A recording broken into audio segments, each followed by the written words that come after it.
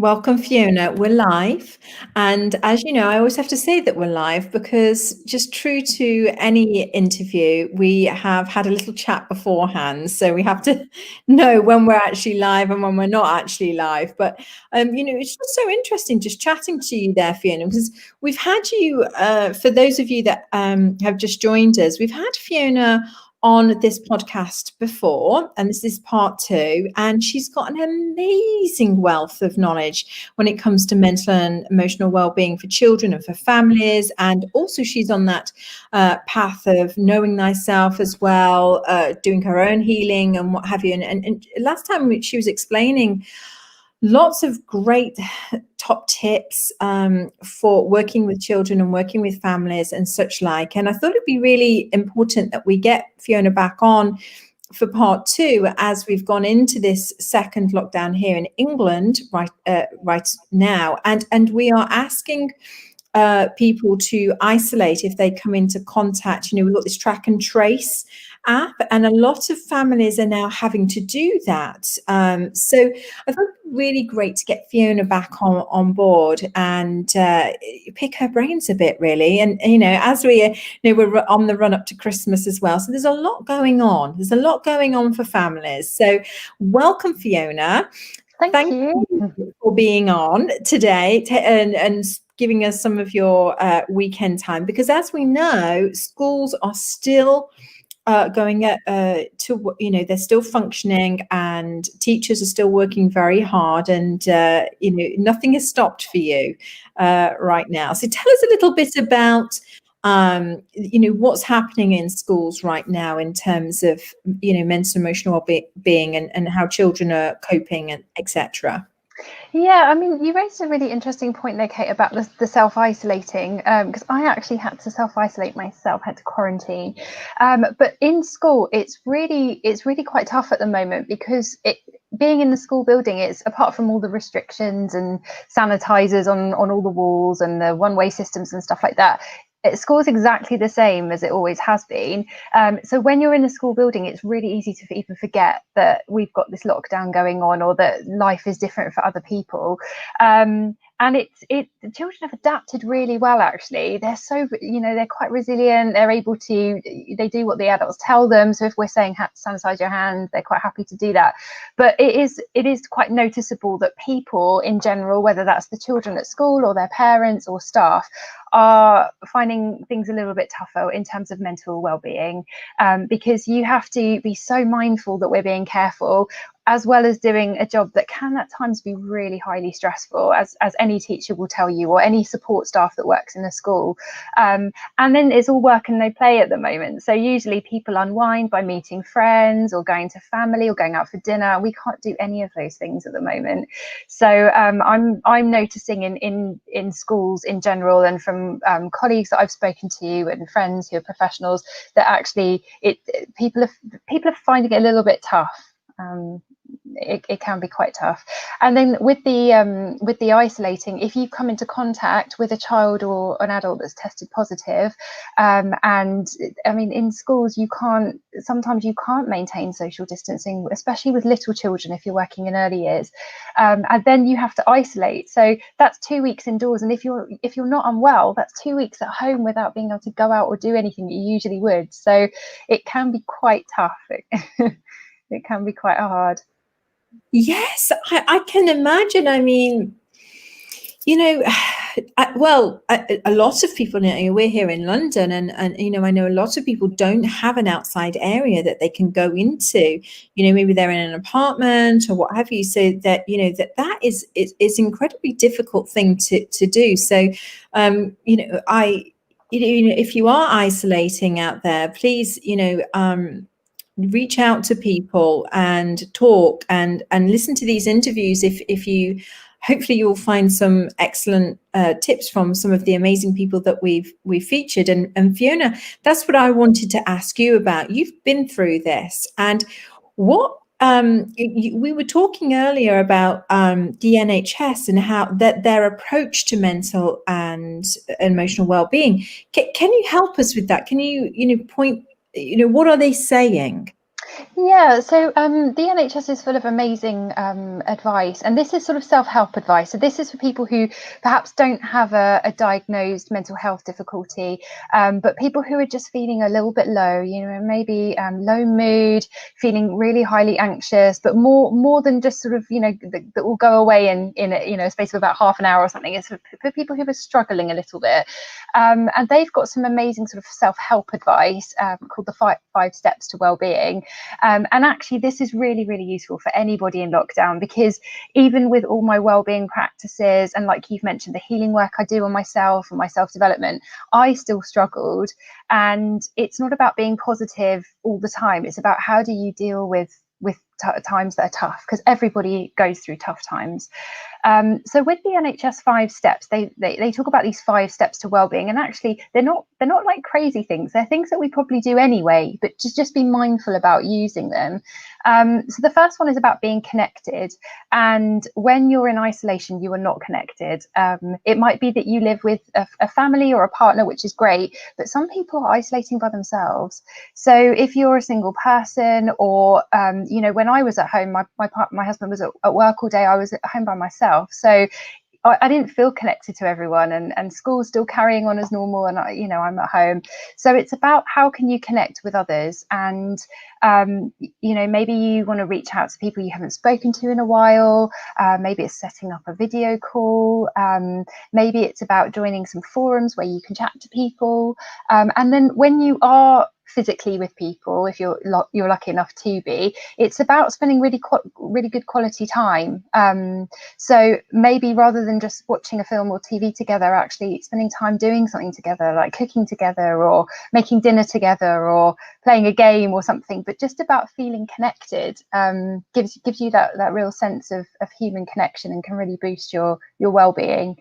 The second step is about being active. And again, a lot of people have misconceptions about being active means you've got to join the gym and you've got to be really fit physically. But actually being active can just mean getting off the sofa and like walking around your flat, or you know, doing a few stretches in the morning, or even setting a timer and doing 5 minutes. Like, a lot of people might say that they find it hard to be active or have the time to be active, but making time to do that, even if it's 1 minute, just the difference between walking about or sitting on the sofa all day.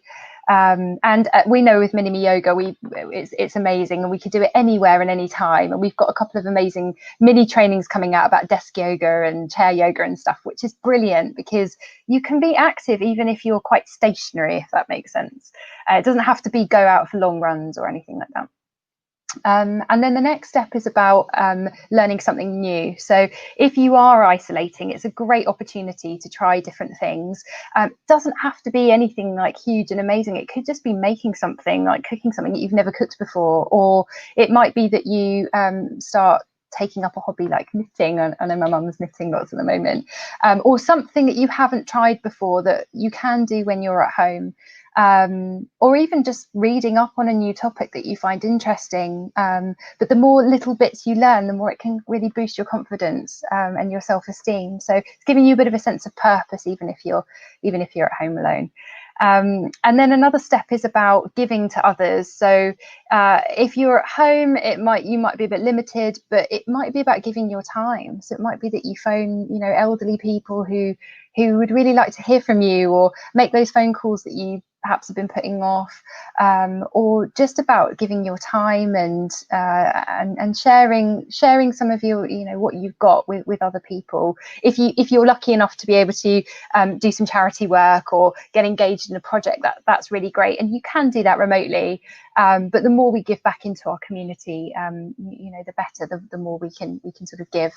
And then the last step is about mindfulness, and it's great because in Mini Me Yoga we talk about mindfulness and meditation a lot, but it's about being focused on the present moment. So when I was in lockdown, when I was in isolation, particularly, it's so easy to jump ahead to what's going on and the news, and oh gosh, is this going to happen? Is that going to happen? And then suddenly your thoughts sort of spiral out of control. Or it's sort of reflecting on things that have happened and maybe sort of replaying things in your mind that might not be so helpful. And mindfulness really teaches us to be aware of the present moment. So you can either do that through an actual practice, like a mindfulness practice, and we share loads of those through Mini Me Yoga, or it can just be something as simple as being really mindful when you're eating or making a cup of tea, like just doing one thing at a time, rather than making your cup of tea or eating dinner while scrolling through Facebook and listening to the news or whatever you might do. It's just taking time to stop and really focus on how your body feels, how you feel, what's going on in the present moment. And there's a whole host of research out there that shows how good it is for our well-being, but also it just gives you a bit of a break, like mentally, rather than having your mind in a million places. Just concentrating on one thing helps us slow down. We start to feel better. You start to feel like you're a bit more grounded back in your body, and find a little bit more enjoyment, really, in the present moment, in the things that you're doing. I love those. I love those. We were talking to Dr. Anne yesterday, and I know you know Dr. Anne, and she was also commenting and sharing tips that were all very simple, free. Everybody was able to do them. And again, I'm hearing the same from you. It's like, okay, these are really simple things that we can all do, and they're really effective. And I think, this is really hitting home to me, is that, I think a lot of people think that, being positive or mindfulness or mental health has to be complicated. And actually, it's the very simple things that are accessible to all of us that actually are the most effective.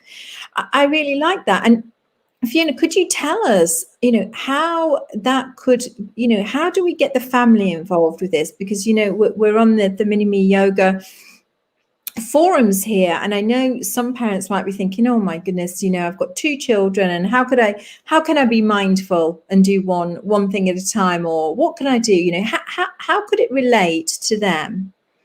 Yeah, I've got a couple of creative ways that you can try, but really, for me, and when I'm working with families, I like to encourage them to make a plan, because in the moment when you're feeling stressed or anxious or you're feeling a bit rubbish, it's really hard to then be creative. And we know from sort of research into how the brain works that sometimes when you're in that fight or flight or freeze response, it's really hard to sort of engage with that higher level thinking.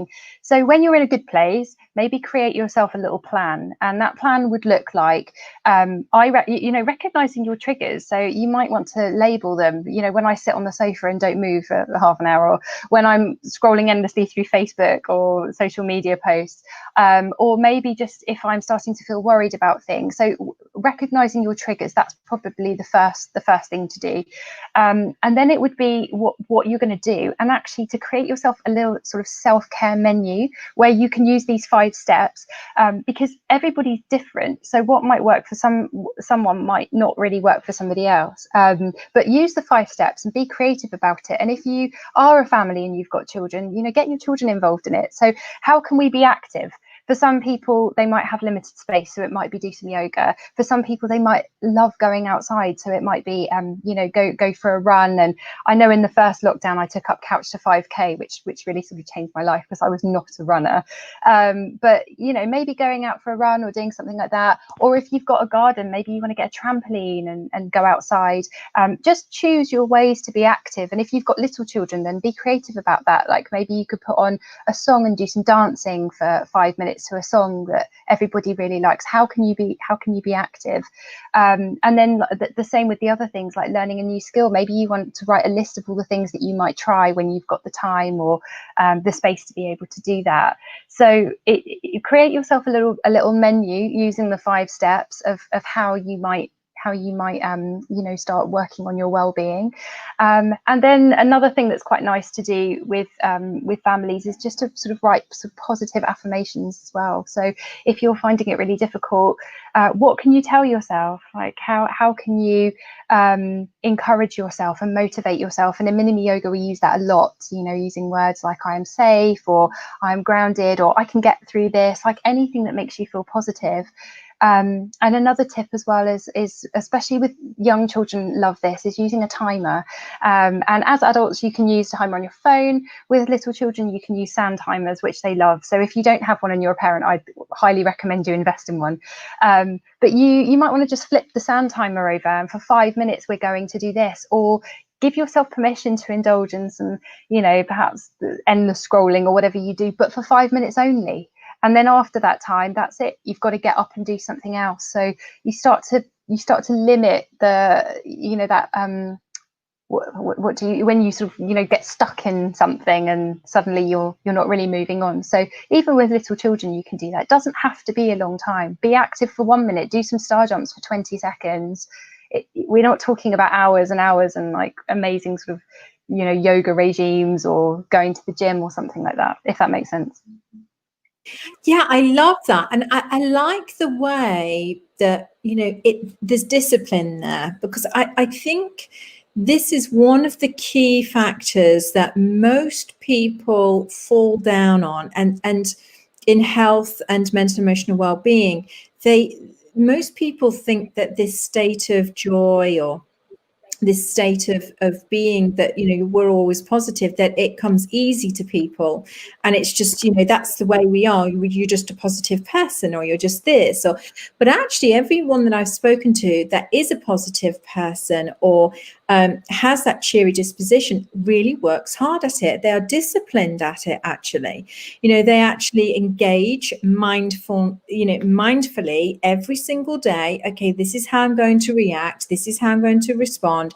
This is what I'm going to do to raise my vibration. These are the things that I'm going to eat because I know this makes me feel good. These are the things that I'm going to do exercise wise because it makes me feel good, etc., etc. So there's a lot of discipline and planning actually that goes into being, that just a very positive, person. And I think that's the top tip there. I think that's a top tip, because if we all wrote it down, okay, this is what I'm going to do, 1 minute of this or 1 minute of this every day, and I'm going to do positive affirmations every day. That could be the difference, that 3 minutes a day could be the difference between you having a wonderful day as opposed to struggling through the day.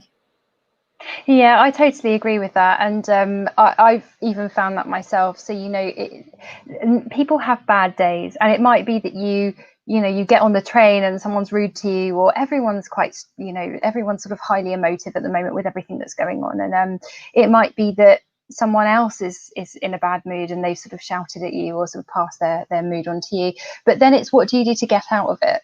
And I love the way you talk about discipline, Kate, because that's what it is. And it's so easy to just stay in that sort of victim mentality of, I feel rubbish, everyone else is being rubbish, and sort of letting yourself wallow in that. And it's really hard. You really need to get out of it, and that is through discipline. And sometimes you don't feel like doing it. Sometimes it's easier and it feels more comfortable to just sort of take the easy option. But actually, if you're going to be disciplined about it and say, okay, this has happened and I'm accepting that, but this is what I'm going to do now. So go make it, like, have your little self-care strategies on a plan. Make yourself a cup of tea, go and practice some yoga, go and do something, and then before you know it, you've kind of shifted away from what's happened to you, and you have a bit of a refreshed perspective on it, which then allows you to then make a choice. You can either stay feeling rubbish, or you can choose to do something else or focus on something else. Sometimes it's easier said than done, but at least you're trying. And actually, it's funny, we say that because I get these messages that come up on one of my coaching apps that I use. And today they were talking about effort, and actually the most reward is in the effort that we put in rather than the end result. So it's, if you're trying, then it's going to help you feel better, and it may work, Yeah, I agree, because if we do nothing, then the result is going to be the same. If we try something, we know we're going to change at least something about, what's going to happen. And I really like this approach, because it's really demonstrating to children how, the coping skills and techniques that they then need. to be able to get through their challenging times. Because if they see mommy or daddy or guardian or grandparents or whoever it is acting in a certain way when times get tough, then that's what they're essentially going to learn. That's okay, this is what we do. We put the TV on, we eat lots of ice cream. I'm not saying there's anything bad with that. I've done that many times. But, or whatever it is, and then I don't move for the next 3 or 4 days, then that might be the way that then they choose to respond. But if they see mommy, daddy or guardian or whoever it is getting up and saying, oh, come on then, let's go and, let's have a dance, let's do this, and they're going to say, so this is how we deal with those challenging times. We don't need to get angry or frustrated. We don't need to shout at one another. What we need to do is put on some nice music and go woo, and that's a big difference. Do you adopt these types of practices in school time? Because I know you work in a very specialized school. Is this something that is adopted at school, Fiona? Yeah, it is, and I mean, there's lots of. I do work in a sort of multidisciplinary school where we've got lots of professionals with different expertise, but we do something called learning breaks, for example, with the children, and it might be that actually when they're starting to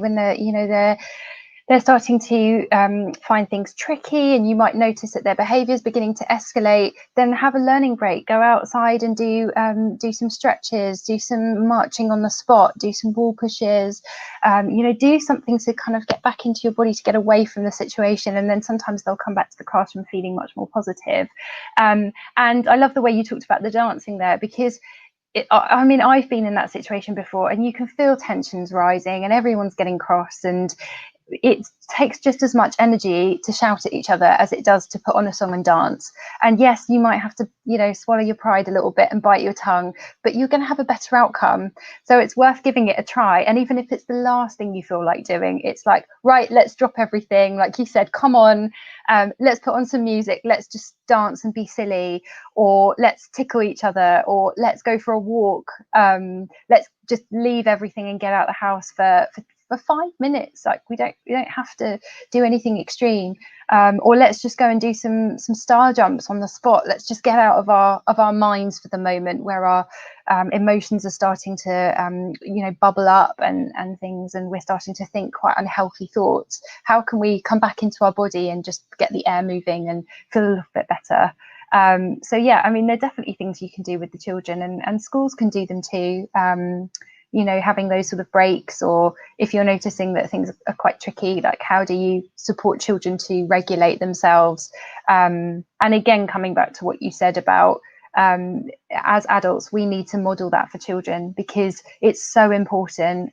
I'm lucky I work with a huge staff team who are really great with children and help them to regulate themselves, because children don't know, especially little children or children with special needs. Sometimes they need help to regulate. Sometimes they don't recognize that they're getting upset or they're angry, or sometimes they are and they just can't deal with their emotions. So as adults, we're really lucky that we're able to reflect, and you may know this, but the people who are watching, but your prefrontal cortex in your brain doesn't develop fully until you're 26. So as adults, we still have a little bit of trouble trying to be rational and think rationally, but little children don't at all, and so they need help. They need help of how to, like, how is that modeled to them, and how do they regulate?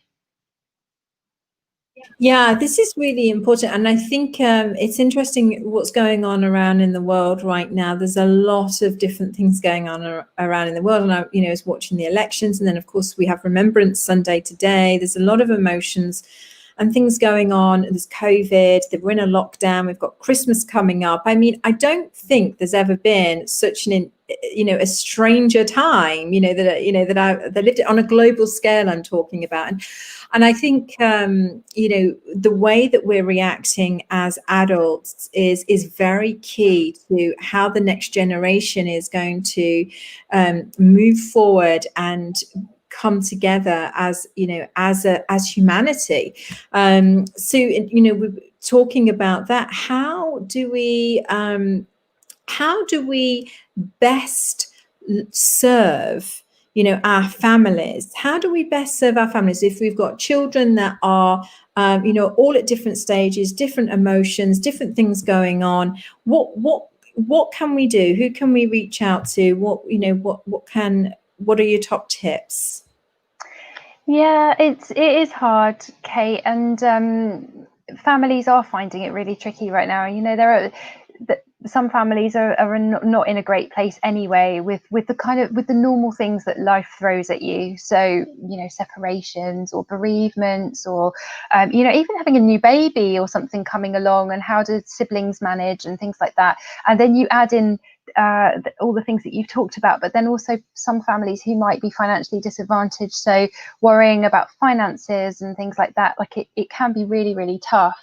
But in terms of sort of developing that sort of self-care plan that you can do, within that you can also think about your professional network. So it's about who can you turn to, and it might be that you've got friends and family that can help. It might be ringing up somebody that you know, maybe on your plan that you're creating, you can write a list of people that you might ring, and if it's not somebody close to you, friends or family, then it might be professionals. What professionals can I turn to? If you've got very little children, it might be ringing up the health visitor.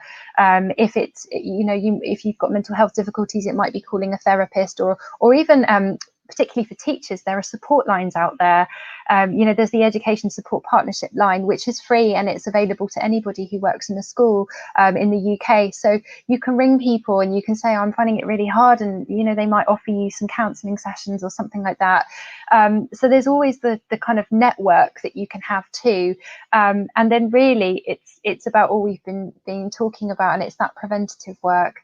Because yes, things are hard, and everyone, I saw a quote on Facebook that was also really lovely. It was about how we're not all in the same boat, but we are in the same storm, and everyone has difficulties within their life, and everybody's difficulties are different.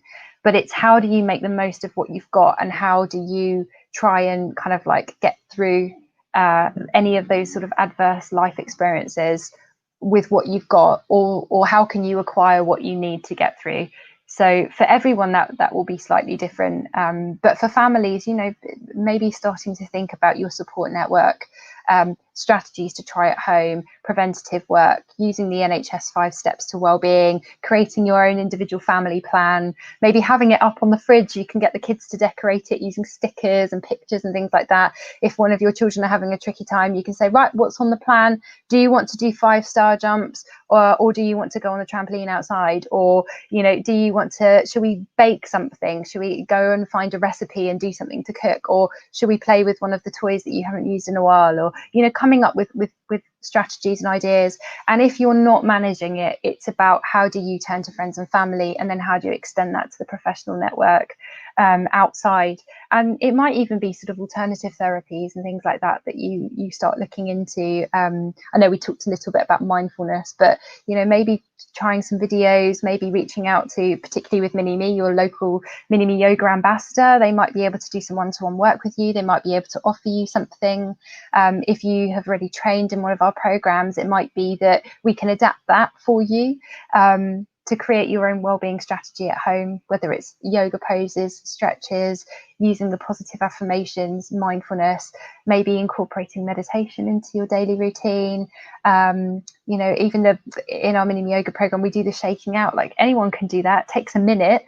You're finding things really difficult. Let's just stop for a minute and shake your body, you know, release some of that adrenaline, some of those hormones that are going through your body, the cortisol. Try and get your heart pumping, feeling a bit positive.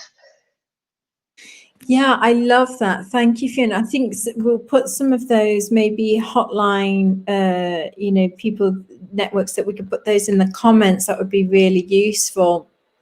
And I know, you know, we're coming to an end of our time now, but I know that you do offer your services as a consultant to families. I know that you're pretty booked up. I do know that you do take on some new families, occasionally. So if you are struggling and you do need some help, Fiona has a wealth of experience with all ages, all different backgrounds. She's highly qualified. She's lovely.